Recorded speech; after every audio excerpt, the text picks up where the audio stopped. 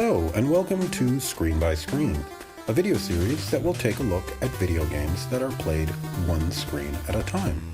And the first game we are going to examine is the incredible Moai Kun. Moai Kun is a puzzle platform game developed in-house by Konami and published by Konami in Japan in 1990. It never saw release outside of Japan, which is a puzzle in itself, as the only text to translate is on the title screen. The game sees you take control of a small Moai statue named Moai Kun, who must rescue all of the child Moai statues on the screen and reach the doors to the exit of the stage. Each stage can contain a number of enemies and obstacles to complicate things. Moai Kun can jump a short distance and deliver a headbutt, which can destroy enemies and certain blocks.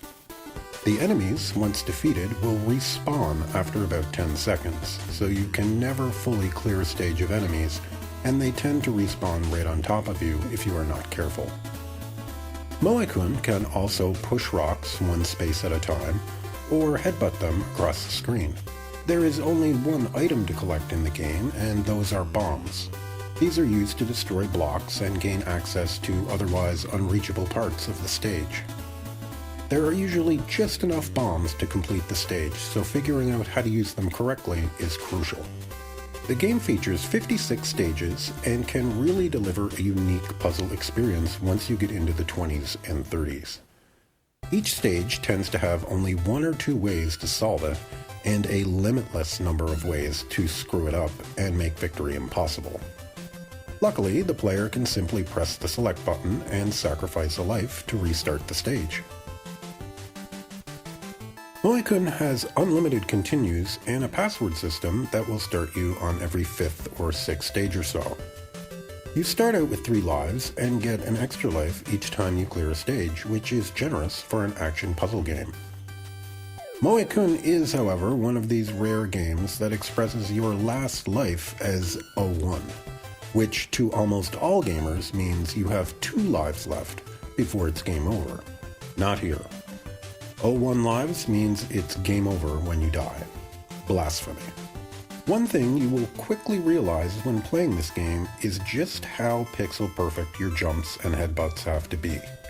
Hitboxes are tiny, and until you get the timing down, some of the deaths can feel a little cheap. It's going to take a lot of patience and practice to get the feel of jumping and attacking down in this game. Moai Kun is a very satisfying and challenging action puzzle game that, despite its high difficulty, is very easy to pick up and get the hang of quickly. Moai Kun has great music and simple but well-rendered graphics, which is pretty much expected from a heavy hitter like Konami. One thing I find really strange about Moai Kun is how incredibly simple its design and presentation is for 1990. This game could easily have come out in 1985 and would have fit right in. If it someday came to light that Moai Kun was actually made by the interns at Konami in their spare time, I would totally believe it.